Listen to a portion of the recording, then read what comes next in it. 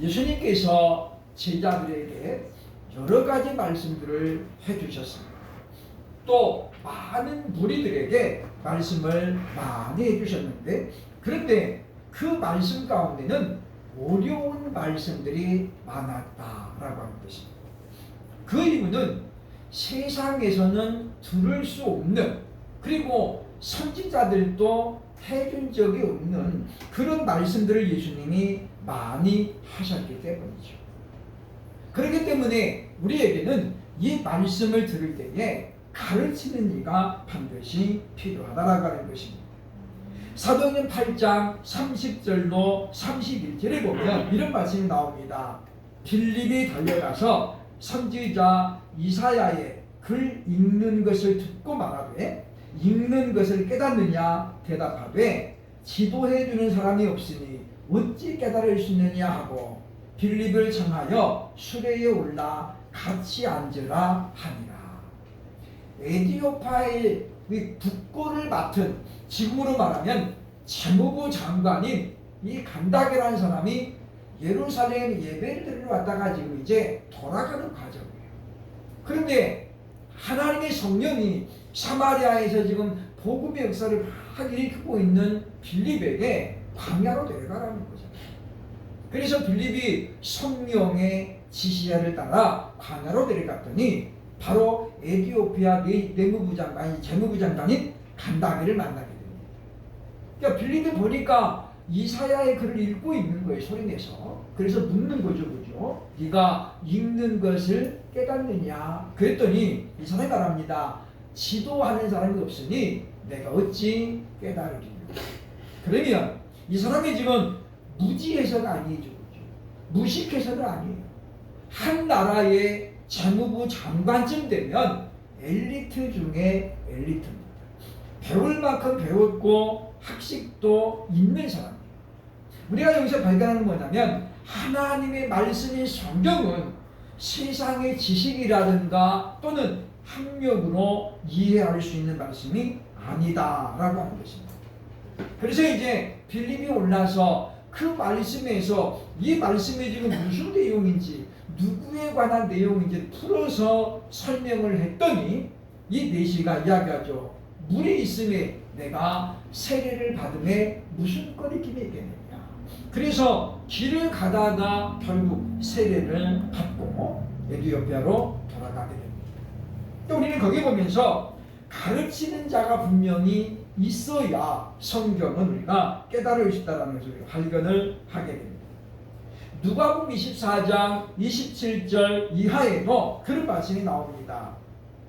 이에 모세와 모든 선지자의 글로 시작하여 모든 성경에 쓴 바 자기에 관한 것을 자세히 설명하시니라. 부활하신 예수님이 막달라 마리아에게 맨 먼저 보이신 다음에 그리고 지금 어디로 가냐면 엠마오로 가는 두 제자를 만난 거예요.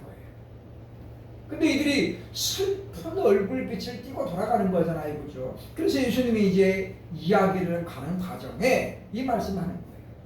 그래서 예수님이 성경에 기록된 바 자기에 관한 것, 예수 그리스도에 관한 것을 자세히 풀어 설명하셨더니 그 결과를 어떻게 말합니까? 누가복음 24장 31절에 보면 말합니다. 그들의 눈이 밝아져 그인 줄 알아보더니 예수는 그들에게 보이지 아니하시는지라. 여기서도 보면 우리에게 성경을 풀어서 가르쳐주는 사람이 반드시 필요한 우리에게 보여주고, 그래서 우리가 성경은 자신의 어떤 지식으로 풀어낼 수 없는 것임을 분명하게 말해주고 있습니다.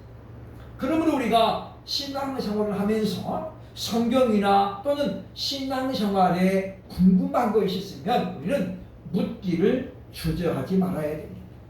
왜냐하면 그 궁금증을 내가 안고 있다 보면 나중에 분명히 그것 때문에 시험이 들 수 있어.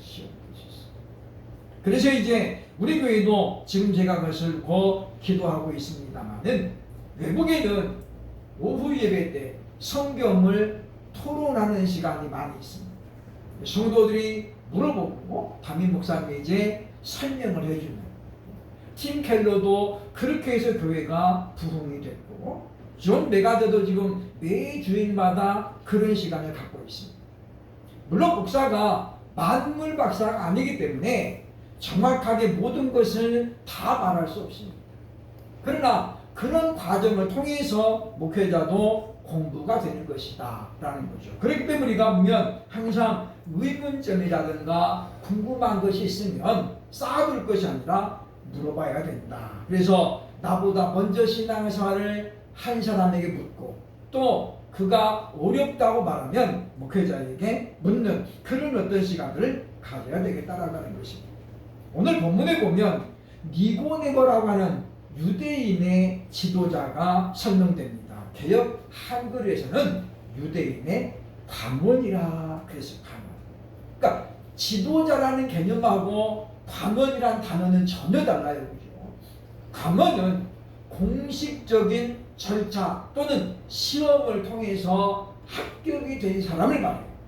다시 말하면 공무원이에요. 지도자는 누구나 할 수 있어요. 그죠? 지도자는 누구나 할 수 있습니다. 그런데 보면 이 니고데모가 밤중에 예수님을 찾아옵니다. 우리는 오늘 이 두 사람의 예수님과 니고데모의 대화를 통해서 과연 성령님의 핵심 사역이 무엇인지를 이 시간 우리가 말씀을 통해서 좀 점검하려고 합니다. 우리도 마찬가지죠. 우리가 살면서 해야 하는 일이 많이 있습니다만은 우선순위가 있는 거예요. 다시 말하면 가장 중요하게 해야 될 일이 있는 것처럼 성령님도 마찬가지였다라고 하는 것입니다. 오늘날 이제 잘못된 은사자들이 성령 운동을 마치 뭐예요? 귀신을 쫓아내는 것으로, 또는 병든 자를 고쳐내는 것으로, 그것으로 그냥 올인을 해가지고 마치 성령님이 그 일을 하려고 오신 것처럼 그렇게 되는 것들을 많이 보게 되는데, 우리는 그것이 과연 사실인가 말씀을 통해서 살펴볼 필요가 있습니다. 그렇다면 성령께서 핵심적으로 하는 사역은 과연 무엇입니까? 첫째로 오늘 요한복음 3장 5절로 7절에 보면 사람을 거듭나게 하신다라고 말씀하고 있습니다.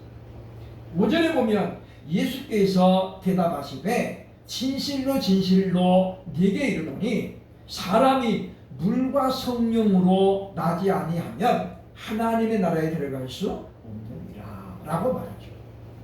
물과 성령으로 나지 아니하면 하나님의 나라에는 못 간다는 거예요. 그러니까 회개하라 천국이 가까웠느니라 라고 세례관이 선포했습니다마는 그 전제 조건이 뭡니까? 거듭나야 된다. 그런데 니고데모는 여태까지 그 어떤 사람도 이처럼 말하는 사람이 없었다는 거예요. 사실 보면 예수님 이전에 수많은 선지자가 나왔습니다마는 어떤 선지자도 거듭나야 된다고 가르치는 사람은 아무도 없었어요. 심지어 구약의 마지막 선지자인 세례 요한도 거듭남에 대해서는 말하지 않았거든요. 그러니 니고데모뿐만 아니라 많은 사람들이 도대체 저게 무슨 말인가? 그래서 니고데모가 묻잖아요. 그죠? 사람이 늙으면 어떻게 날 수 있사옵나이까? 두 번째, 모태에 들어갔다가 날 수 있사옵나이까? 라고 물었던 거예요. 그러니까 그것이 당시 사회적인 통념상 있을 수 없는 일이었다는 거죠. 어떻게 사람이 두 번 나냐? 그 니고데모 말이 그 말이죠. 그죠? 어떻게 내가 모태에 엄마 뱃속에 들어갔다가 다시 날 수 있습니까? 그거죠. 그죠? 그러니까 예수님이 하신 말씀을 니고데모는 그냥 문자적으로 알았기 때문이다 라고 하는 것입니다. 그래서 예수님께서 묻습니다. 7절에 보면 내가 네게 거듭나야 하겠다는 말을 놀랍게 여기지 말라. 그러면서 거듭난다는 게 뭔가를 우리에게 알려줍니다. 7절 말씀을 제가 원문으로 소개를 합니다. 뇌 부정사주죠. 뇌 다오마세스 호티 에이폰 소이 데이 휘마스 김네데 나이 아노덴, 아노덴. 여기 지금 데일이라는 단어가 나오는데 요한복음 4장 24절에 나오는 단어예요. 그죠? 반드시 뭐뭐 해야 합니다. 그런 뜻이잖아요. 그죠? 그러니까 우리말 성경에 지금 여기 나오죠. 그죠? 우리말의 성경에는 그 단어가 없어요. 그죠? 직역하고 이렇습니다. 내가 네게 반드시 위로부터 태어나야 한다는 것을 말하는 것을 이상 여기지 말라. 그러니까 왜 다우마세스 이상히 여기지 말라 그 말이에요. 그러면서 뭐라고 했습니까? 보면 위로부터 나는 거라. 위로부터. 그러니까 우리가 거듭난다는 건 뭐냐면 엄마 뱃속에 들어갔다가 다시 나오는 게 아니고 위로부터, 즉 성령으로부터 태어난다는 것입니다. 그러니까 무슨 말이냐면 거듭난다는 건 뭐냐면 성령이 우리에게 새 마음을 주셔서, 에스겔이 그런 말 하죠. 그죠? 내가 너에게 새 마음을 주었다. 그랬는데 그게 바로 뭐예요? 거듭난다는 거예요. 거듭난다. 그러니까 우리가 거듭난다는 것은 우리의 어떤 행위나 노력으로는 불가능한 거예요. 오로지 위로부터, 즉 성령님께서 내 안에 새로운 마음을 창조해 주시고 새 영을 넣어 주셔서, 그게 뭐예요? 성령이라서. 그럴 때 우리는 가치관의 변화가 생기고 사물을 바라보는 기준이 달라지게 된다라고 하는 것입니다. 그래서 우리가 거듭나는 사람은 더 이상 육적인 것에만 몰두해 있지 않다라고 하는 거죠. 그래서 오늘 요한복음 예수님 말씀하죠. 그죠? 육으로 난 것은 육이요 영으로 난 것은 영이다. 그러니까 이 거듭나지 않으면 아무리 우리가 교회를 열심히 다녀도 그 육적인 상태에서 벗어날 수 없다는 거예요. 그래서 성령께서 우리에게 찾아오셔서 우리에게 새로운 마음을 주시고, 그리고 무엇입니까? 빛의 자녀의 특징을 깨우쳐 주신다는 거예요. 그래서 아담과 하와가 선악과를 따먹기 전에 그들에게 뭐가 있었습니까? 하나님의 형상이 그대로 남아있었다는 거예요. 그러나 아담과 하와가 선악과를 따먹으면서 그 하나님의 형상이 부분적으로 파괴가 됐거든요. 파괴가. 그리고 그때 우리는 우리의 영혼은 어떻게 돼요? 죽었다는 거죠. 육은 살아있어서 그 뒤로도 아담과 하와가 오랜 세월을 살면서 자녀들을 낳았습니다마는 영혼은 그때 이미 죽은 거예요. 그래서 영혼이 마비가 되어 있었기 때문에, 죽은 것처럼 마비가 되어 있었기 때문에 영적인 일에는 무관심할 수밖에 없었다라고 하는 것입니다. 그렇게 되면 우리가 보면 물 세례만 가지고는 거듭났다라고 볼 수 없다라고 하는 것이죠. 그래서 우리는 반드시 성령을 체험해야 돼요. 그래서 우리가 성령을 체험하고 그리고 성령으로 충만해야 성령이 부어주시는 새 마음을 우리가 계속해서 가지고 살아갈 수 있다는 것입니다. 이 세상 우리가 믿음을 지키며 살아가기가 얼마나 어렵습니까? 그것은 평신도만 그런 것은 아닙니다. 오늘날 목사들에게도 많은 유혹과 그리고 도전이 다가옵니다. 그래서 이제 많은 분들이 그런 어려움을 호소하고 있는 것을 볼 수 있죠. 오늘날 현대인의 특징이 무엇입니까? 종교가 과연 필요하냐라고 하는 거예요. 근데 어제 보니까 목회 데이터 연구소에서 질문을 했습니다. 무작위로 많은 사람들에게 혹시라도 지난 1년 동안 정신질환을 알아본 적이 있습니까? 그랬더니 자그마치 75%가 정신질환을 경험했다라고 답변했습니다. 그 정신질환은 여러 가지가 있죠. 그죠? 공황장애도 있고, 우울증도 있고, 조울증도 있고, 이런 것들이 많아요. 그래서 약을 먹고, 심지어 뭡니까? 병원에 상담도 했다라는 사람이 무려 75%예요. 100명 가운데 75명이 정신질환을 호소하고 있습니다. 그들은 말하죠. 야, 종교가 무슨 필요가 있냐라고 말하지만은 하나님이 필요 없다라고 생각하는 주장하는 그들에게는 끊임없이 뭐가 나타나요? 그런 집안들이 지금 나타나고 있다는 거예요. 예수를 잘 믿으면 그런 정신줄화는 우리에게 침범할 수 없습니다. 왜냐하면 전능하신 우리 하나님께서 우리를 안전하게 보호하시기 때문이라는 거죠. 그렇기 때문에 우리가 그런 어떤 스트레스를 많이 받고 그런 질환이 올 때 우리가 예수 이름으로 물리쳐야 되고 하나님 앞에 온전히 기도하면서 하나님 저를 지켜달라고 우리가 기도해야 되겠다라고 하는 것입니다. 그러니까 사람들은 하나님을 멀리 할수록 정신적으로 어떻게 만나는 거예요? 힘들게 지금 살아가고 있다는 거예요.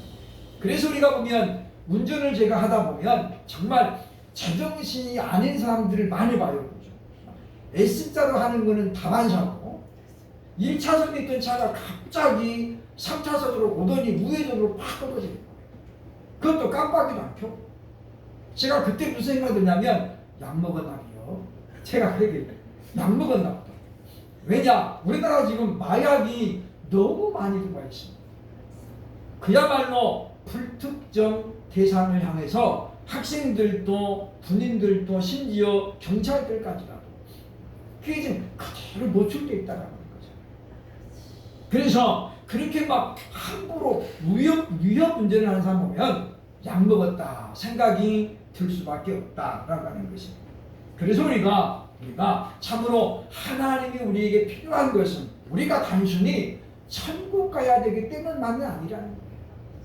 우리가 건강하게 살고 사람답게 살기 위해서 우리가 예수를 믿어야 된다라고 하는 것입니다. 성령님께서 우리에게 오셔서 이와 같이 우리를 물과 성령으로 거듭나게 하셔서 하나님의 나라를 들어가게 하시는 것이 성령님이 하시는 첫 번째 사역이라고 하는 것입니다. 두 번째로 오늘 본문 요한복음 8장 12절을 보면 성령님이 무슨 일을 하시는가? 우리로 하여금 하늘의 일을 알게 하신다라고 말씀합니다. 예수님이 이런 말씀하는 거죠. 그죠? 내가 땅의 일을 말하여도 너희가 믿지 아니하거든 하물며 하늘의 일을 말하면 어떻게 믿겠느냐. 그러니까 이런 말이죠. 그죠? 거듭나는 것은 어디에 일어나는 거예요? 지금 땅의 일이 아니라는 거예요. 하늘의 일이에요. 하늘의 일. 그러니까 지금 예수님 말씀하는 게 땅의 일을 말해도 너희가 믿지 아니하거든 하물며 하늘의 일을 말하면 어떻게 믿겠느냐. 그러니까 니고데모는 상당히 정직한 사람이에요. 그리고 마음속에 뭔가 궁금증이 있으면 풀어야만이 잠을 자는 사람이잖아요. 그러나 모든 사람이 니고데모 같지는 않습니다. 수많은 유대인들이 이 말씀을 들었지만 뭐요? 이 말씀은 어렵다. 요한복음 6장에 말하잖아요. 그래서 어떻게 다 예수님을 떠나니라 그렇게 되어 있어요. 그러니까 잘 모르니까 어떻게 그냥 덮어놓고 이거 우리가 상관이 없네 다 떠나갔다는 거예요. 그래서 예수님 묻잖아요. 너희도 가느냐. 그때 베드로가 뭐라고 합니까? 영생의 말씀이 주께 있으니 우리가 네게로 가보리까. 그러니까 예수님처럼 그렇게 말씀해 주시는 분은 이 땅에 아무도 없었다는 거예요. 그것이 시몬 베드로의 고백입니다. 우리도 마찬가지입니다. 우리가 이 땅에 살아가면서 성령으로 거듭났다라는 확신을 가져도 우리는 자기 열매를 점검해 봐야 돼요. 무슨 이야기냐면 우리가 거듭났다는 확신이 있어도 온통 우리의 관심이 땅의 것들, 물질적인 것들에 자꾸만 내가 마음이 쏠린다면 그것은 아직 내가 거듭나지 못합니다. 왜냐? 거듭났다는 건 뭐라고 그랬습니까? 성령님이 우리 안에 새 마음을 주시는 거예요. 가치관이 바뀌는 거예요. 보는 것이 바뀌는 거예요. 예를 들면 이런 겁니다. 우리가 거듭나기 전에는 돈이 최고였고 건강이 최고였고 잘생긴 게 최고였다면 우리가 거듭나면 그게 바뀌는 거예요. 물질보다도 더 중요한 것이 있구나. 내 건강보다도 더 우선되는 것이 있구나 라는 것을 깨닫게 되는 거예요. 아침 안개처럼 우리 육신은 변해갑니다. 연예인들을 우리가 보시면 참 20대 때는 그렇게 예뻤던 사람도 나이가 들면 얼굴이 차츰차츰 바뀌어지잖아요. 그죠? 그것은 어찌 보면 자연스러운 거예요. 왜냐? 탱탱함이 다 빠져나가잖아요. 수분이 많이 빠져나가잖아요. 근데 그거를 안 하려고 기를 쓰는 건 뭐예요? 세상에 너무 지금 몰입해 있는 거예요. 그렇다고 해서 우리가 지금 뭐 보톡스 받지 말자, 뭐 이뻐지지 말자는 건 아닙니다. 그런데 그것에 우리가 너무 치중하지 말자는 거예요. 자연스럽게 늙어가는 거예요. 거기에 내가 안 늙고 싶어가지고 애를 쓴다고 해서 안 늙어지는 것이 아니다라고 하는 것입니다. 그렇기 때문에 우리는 자신의 신앙 상태를 순간순간 점검해 봐야 돼요. 정말 나는 하나님의 나라를 지금 바라보고 있는가? 예수님이 그랬잖아요. 그죠? 거듭나면 하나님의 나라에 들어갈 수 있다 그랬는데, 그렇다면 과연 나는 지금 하나님의 나라를 내가 얼마나 사모하고 있는지, 그 나라에 들어가려고 내가 지금 무엇을 하고 있는지 돌아볼 필요가 있겠다라고 하는 것입니다. 그러므로 물과 성령으로 거듭난 사람은 특징을 갖고 있습니다. 어떤 특징이냐면 바로 기도와 찬송 그리고 말씀을 통해서 하나님과 꾸준히 교제하는 거죠. 대화하는 거잖아요. 그죠? 뭔가 다급한 일이 생겼을 때만 아버지 하는 게 아니고, 우리 보면 그런 특별한 문제가 없어도 하나님 앞에 가가지고 미주알, 고주알, 아멘을 거예요. 하나님, 오늘은 제가 이런 일이 있었는데요. 이렇게 얘기하는 거잖아요. 그게 뭐예요? 기도고 찬송. 우리가 말씀을 읽어가면서 그러면서 우리가 그 말씀 가운데 나타나는 하나님을 발견하는 거잖아요. 그리고 내가 그분과 대화를 주고받는 거예요. 성령으로 거듭난 사람은 바로 그런 특징을 가지고 살아간다라고 하는 것입니다. 그래서 사도 바울이 로마서 8장 9절에서 이렇게 말합니다. 만일 너희 속에 하나님의 영이 거하시면 너희가 육신에 있지 아니하고 영에 있나니 누구든지 그리스도의 영이 없으면 그리스도의 사람이 아니니라. 우리가 비록 육신을 입고 살아가도 우리가 거듭나면 뭐 한다는 거예요? 우리가 거듭나면 영의 일에 치중한다는 거예요. 그래서 우리가 어떻게 하면 내가 사람을 기쁘게 할까라고 하는 것이 아니라 어떻게 하면 내가 하나님을 기쁘시게 할까? 어떻게 하면 예수님이 나를 보고 기뻐하실까? 이런 사람으로 바꿔진다는 거예요. 그래서 우리가 할 수만 있으면 어떻습니까? 세상 일에 몰두하는 것보다도 주의 일을 하는 것을 더 기뻐하게 된다는 거죠. 오죽하면 다윗이 그런 말 하잖아요. 그죠? 내 하나님의 성전에 문지기로 있는 것이 좋사옵니다. 그렇다고 해서 다윗이 문지기로 살아온 것은 아니에요. 그죠? 그게 무엇입니까? 그만큼 늘 하나님의 곁을 사모하고 주의 일을 사모했다는 거예요. 왕인 그가 왕보다도 그거를 더 사모했다는 것은 이미 그 심령에 성령님이 뭐예요? 새 마음을 주셨기 때문이다 라고 하는 것입니다.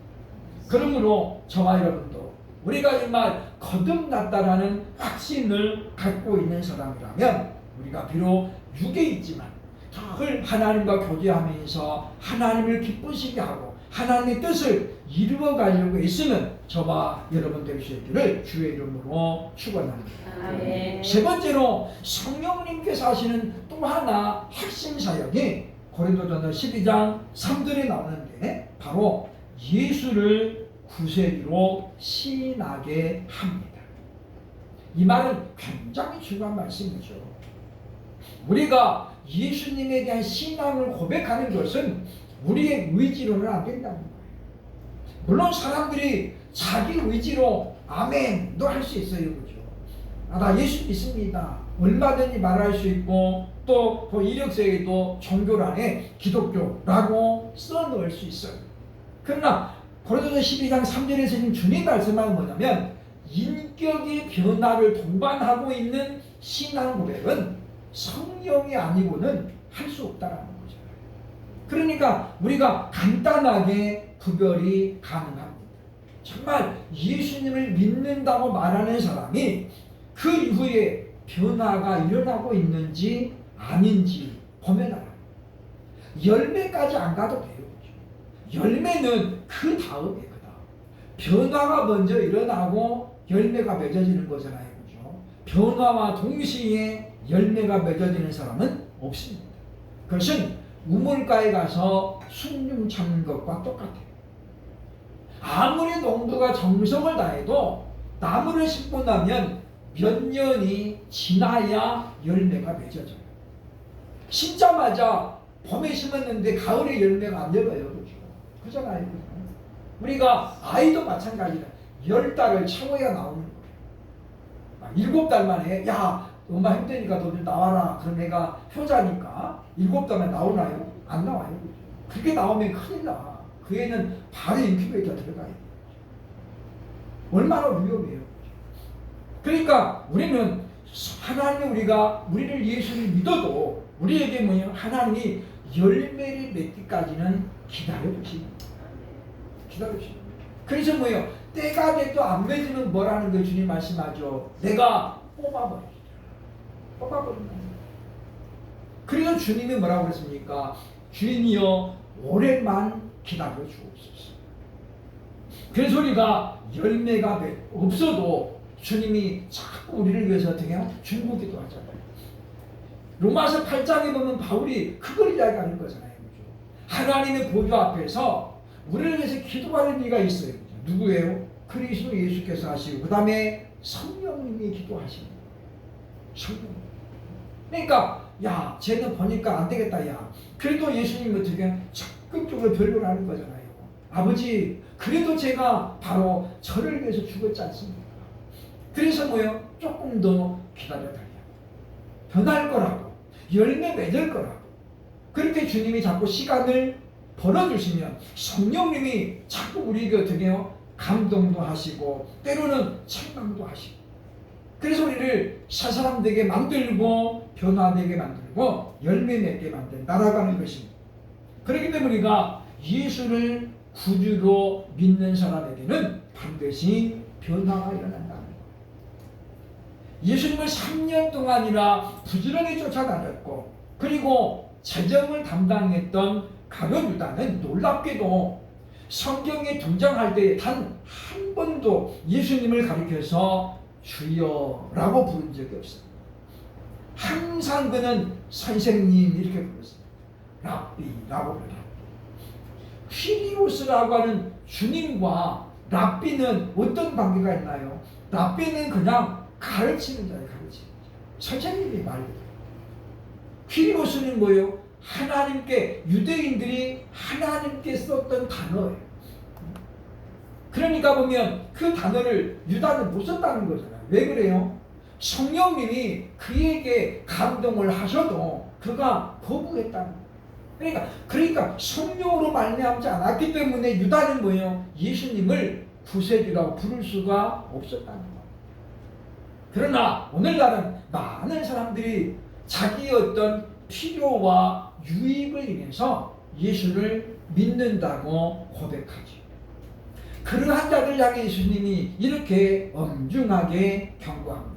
마태복음 7장 21절에 보면 나더러 주여 주여 하는 자마다 다 천국에 들어갈 것이 아니요 다만 하늘에 계신 내 아버지의 뜻대로 행하는 자라야 들어가리라 라고 말씀합니다.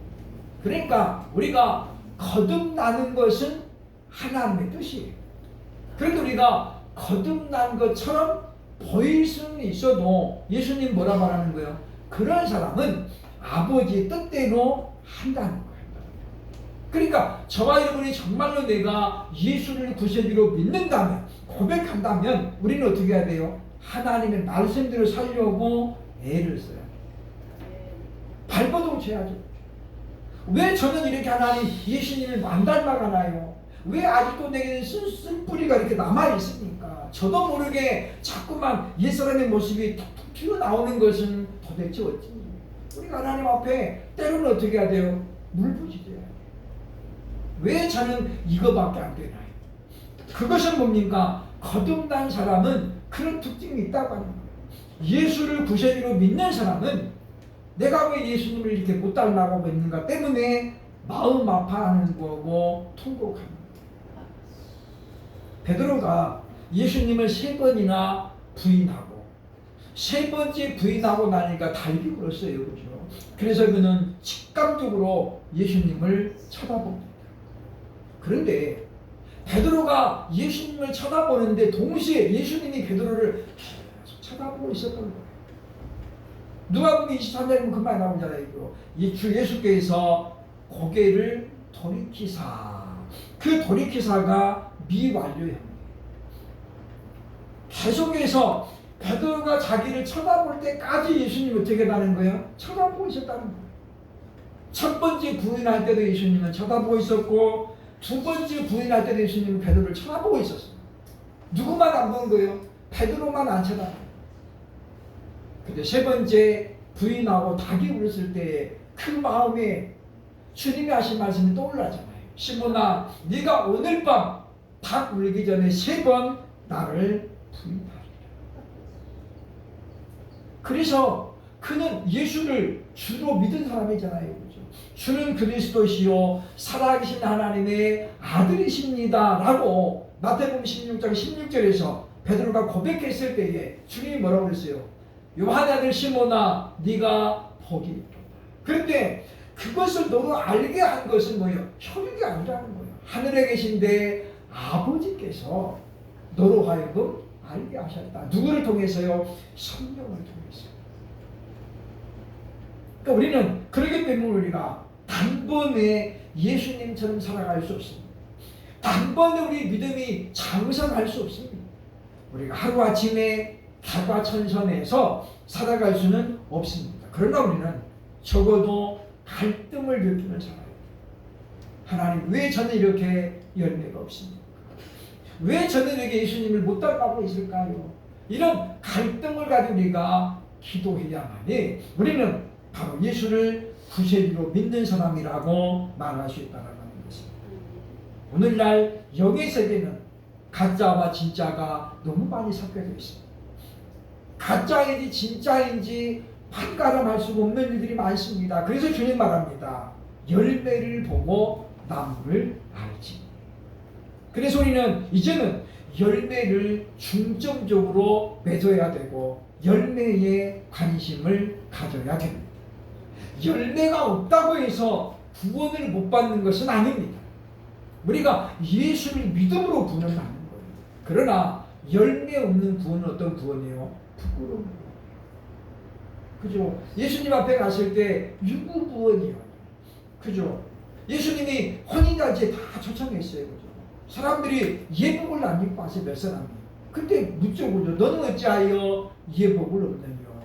그게 뭐라고 그러더니 유구구원. 그런데 그 성경을 자세히 보면 배경이 나와요. 지금 그들이 어디서 온 사람들이에요? 집에서 가만히 있다고 온 사람은 아무도 없어요. 원래는 초청장을 다 발부했죠. 근데 사람들이 하나같이 안 오는 거예요. 나는 장가 갔으니 못 가겠고 손을 샀으니 못 가겠고 등등 무슨 핑계가 그렇게 많은지 아무도 안 와. 그래서 주인이 어떻게 해요? 하인들이 너희는 상일가로 가서 누구든지 데리고 오라. 장애인도 좋고 다 데리고 오라. 그러니까 사람들이 가도 그냥 다 데리고 온 거예요. 그런데 그들이 예복이 어디 있겠어요?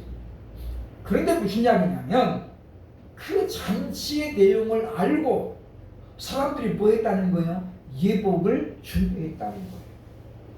근데 그 중에 일부는 그래? 거기 맛있는 거 준다니까 갑시다 해가지고 뭐예요? 그냥 일하다가 왔다는 거예요. 예복이 없었다는 거예요. 우리는 그러한 부분들을 생각해 보면서 과연 내가 지금 어떤 열매를 맺고 있는가를 늘 돌아보면서 정말 내가 성령이 충만한 사람인지 정말 성령의 은혜로 내가 예수님을 믿고 있는지 늘 돌아보면서 우리도 참으로 성령으로 충만한 삶을 살아가는 저와 여러분 될 수 있기를 주의 이름으로 축복합니다. 아멘.